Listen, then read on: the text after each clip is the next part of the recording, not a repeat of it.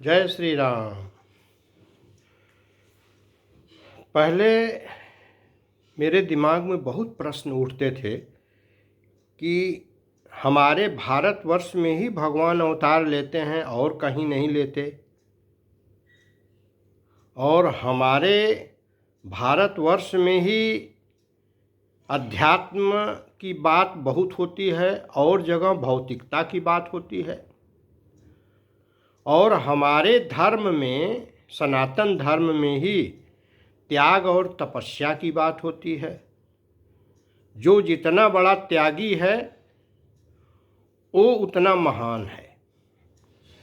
जो सब कुछ त्याग देता है मन वचन कर्म से, वही उस परम तत्व का अनुभव करता है।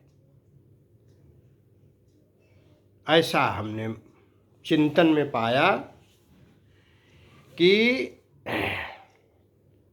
यह जो देश है हमारा, यह आध्यात्मिक देश है। यहाँ आत्मचिंतन, ब्रह्म चिंतन को महत्व दिया जाता है, और ये माना जाता है कि ये संसार मिथ्या है, प्रतीति मात्र है, दिखता है लेकिन है नहीं, है ब्रह्म और दिखता है जगत। संतों के प्रवचन से, साधु संतों के वाक्यों से श्री रामचरितमानस संपूर्ण ग्रंथ है। चारों वेदों, 6 शास्त्रों, पुराण, उपनिषद सबका सार है। और गीता को भी हमारे यहाँ कहा जाता है कि वेदों का सार उपनिषद है, उपनिषद का सार गीता है। और सबका जब चिंतन मनन करिए, अध्ययन करिए और त्याग भावना से रहिए,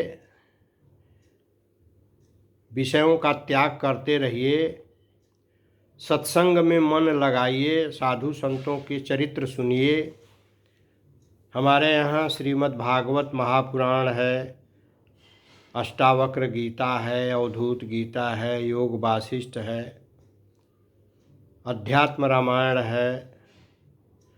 तो जब सबका चिंतन मनन करिए, कुछ न कुछ अध्ययन करिए, साधु संतों की संगति करिए, चिंतन करिए, तो यही लगता है कि ये संसार मिथ्या है। मिथ्या माने जो दिखता तो है लेकिन वास्तव में होता नहीं है। सिर्फ ब्रह्म विराजमान है, ब्रह्म की सत्ता है, संसार की स्वतंत्र सत्ता नहीं है। ब्रह्म है इसलिए संसार दिखता है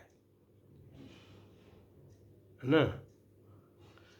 ब्रह्म के ही कारण ये सारा संसार, सारी सृष्टि, समुद्र, पहाड़, पर्वत, नदी, तालाब, सूरज, चाँद, सितारे, जल, अग्नि, वायु, आकाश, सब कुछ परमात्मा के ही कारण सब दिख रहा है, सब है। वो परमात्मा ही सबका सार है। वो है तो सब है, वो नहीं है तो कुछ नहीं है, और वही हम भी हैं। तो ये जो ज्ञान है ये हमारे देश में ही सिर्फ उपलब्ध है। क्यों? क्योंकि हमारे देश में ही साधु संत, ऋषि मुनि बहुत हुए। हर जगह कुछ न कुछ हुए हैं। ऐसा हमारा कहने का मतलब नहीं है कि और कहीं हुए ही नहीं, लेकिन हमारा देश साधु संतों का देश है, त्यागियों का देश है, तपस्वियों का देश है, इसलिए महान देश है। यहाँ तुलसीदास जी हुए, यहाँ कबीरदास हुए, रविदास हुए, गुरु नानक हुए, गोरखनाथ जी महाराज हुए, संत ज्ञानेश्वर हुए, संत तुकाराम हुए, और भी बहुत से हुए, उड़िया बाबा हुए, और भी अभी भी तमाम संत महात्मा हैं, बहुत ऊंचाई के महापुरुष लोग हैं। तो हमारे यहाँ त्याग की बात होती है, तपस्या की बात होती है, संयम की बात होती है।